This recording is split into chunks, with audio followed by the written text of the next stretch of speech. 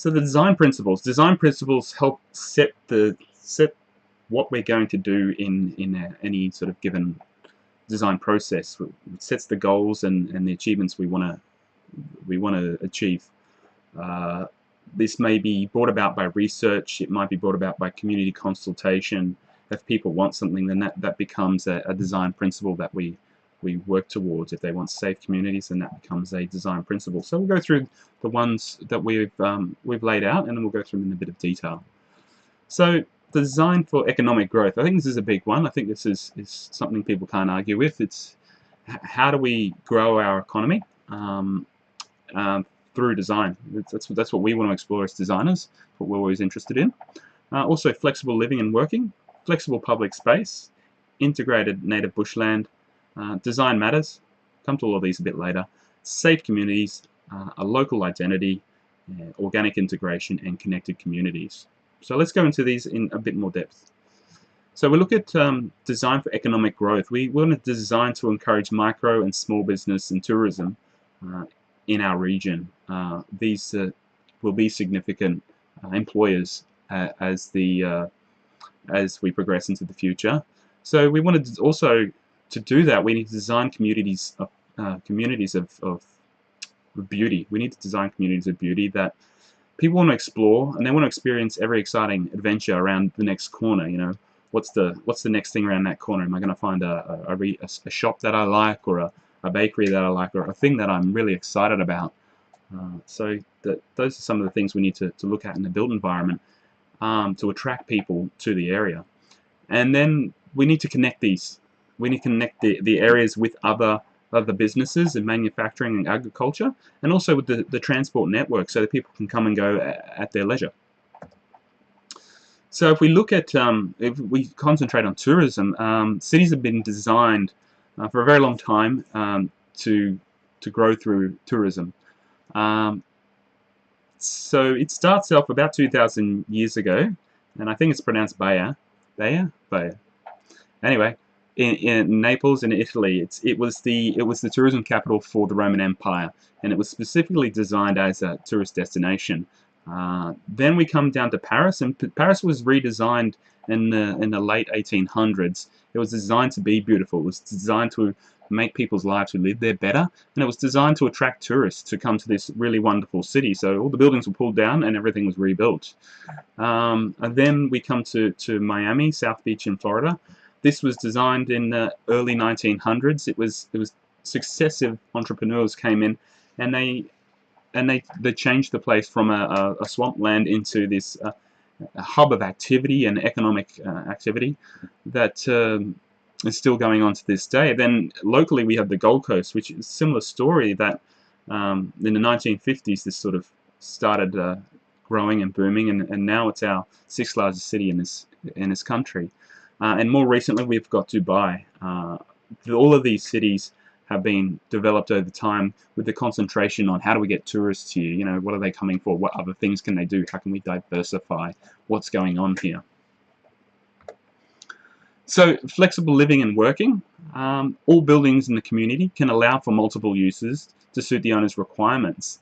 So if you've got a house, you want to use it as a house for 10 years while your family's growing, and then people start moving out maybe another 10 years down the track, and you've got some spare space downstairs. You want to put a business in there, you want to start a business in there, there's opportunity to do that. There's opportunity for a cafe, an office, an art studio, a retail store. It's up to you. It's taking the zoning away from housing areas and having them completely mixed use, and up to the owner of the property to empower them to, you know, generate their own business or make money off their property that they own. Okay, so we can look at this in you know, some quick diagrams of properties. If you've got say 3-story or 2-story properties, and the whole house is initially just one big house, and then, you know, you want to open up the bottom floor and put a cafe in there, and then you want to open the second floor and put an office in there, and this can happen across different typologies. The housing would allow for this to change over the life of the building, and this creates a real village atmosphere. It allows for things to just to happen. Nobody's controlling it. What you would control is probably how the things happen, instead of guidelines on the use. So if you had a bakery or you had a restaurant, the restaurant would have filters to stop smells coming out, and they would have to be at a certain noise, noise level, for example. But so you're not telling people what they can and can't do. You're just letting them do what they want and saying, well, if you want to do that, then these are just a few of the rules you have to follow. So flexible public space is also important. So we want to create a flexible public space to encourage a vibrant and active community. Designing spaces so that they can be used for multiple events and activities that help bind members of the community together and attract visitors from outside, offering opportunity for emerging businesses. So we're having open space dedicated for people who want to set up a small stall or something to test out their business idea. We're having street food so that people can, you know, come out and there's something interesting on the street. There's smells, there's these exciting flavors on the street. There's places to dance and do art and music. There's activity in the streets, and much bigger places to allow for festivals and concerts. You know, and then everyday needs of exercise. There's plenty of places to exercise and just hang out. So every time we come out of our Flexurban house and out of our house, we come into this place of a lot of activity, and then people who come into our community come into this place of a lot of exciting activity every single time they come into the neighborhood. So it's important in Australia. We have one of the most unique sort of some of the most unique wildlife in the world. We have the most unique wildlife, I don't know, and it's sort of our responsibility to protect them. We haven't done so well, as you can see from the map on the right hand side. We haven't done so well at protecting them. So we want to see the native wildlife integrated into developments to sort of take our needs and integrate it with the needs of those who have, you know, I think koalas have been here 80,000 years or something. So we need to sort of design for these elements to be in our, well, these animals to be within our lives. It's not only a responsibility we have, but it's also a better economic output. When I live overseas quite a lot, and you tell people that you get koalas in your backyard, and they're blown away by it. And so if you can create communities where wildlife comes through, I mean, you're living and working in a place where there's koalas and kangaroos and all kinds of things going through just past your house, or, you know, when you have a coffee in the mornings. Pretty exciting. So safe communities. What makes a safe community? Lots of surveillance cameras, policing, laws and fines. Communities have existed in a vacuum that don't involve laws and governments for a long time, and we've observed this all around the world. From our observations in cities, towns and villages across the planet, accountability is the major factor that creates a safe community. Pushing people closer together, giving them spaces to come together and be together as a community, empowers its members to look out for each other, and it's accountability, and they're accountable to each other. This is the way communities have worked for thousands of years. In developing new communities, this should be a significant understanding for designers. So a community is a safe community is a self-supporting one. A safe community is the one where you grow up with your best mates, and a safe community is where you come together for the good times, the bad times. You share interests and you pass on traditional values to the next generation. So these are the kind of things that we've observed that make up safe communities around the world. So the other thing that we want to point out is that design matters. Design, it's the ultimate tool for problem solving.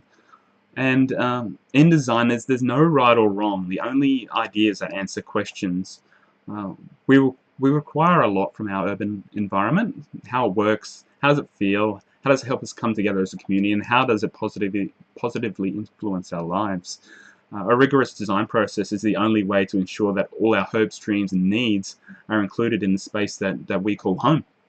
And on the right hand side, you'll just see some questions that we start as designers asking ourselves: how do we do this, how do we do that? And we explore them through design, through picking up a pencil and looking at how, if I try this, how does that work?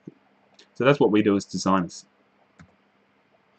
So local identity is important. Creating a community with rich local identity tells a story about your local area, the culture, traditions, and the values, economic prosperity and hardships. They tell stories of people that serve more than a pragmatic purpose of living and working.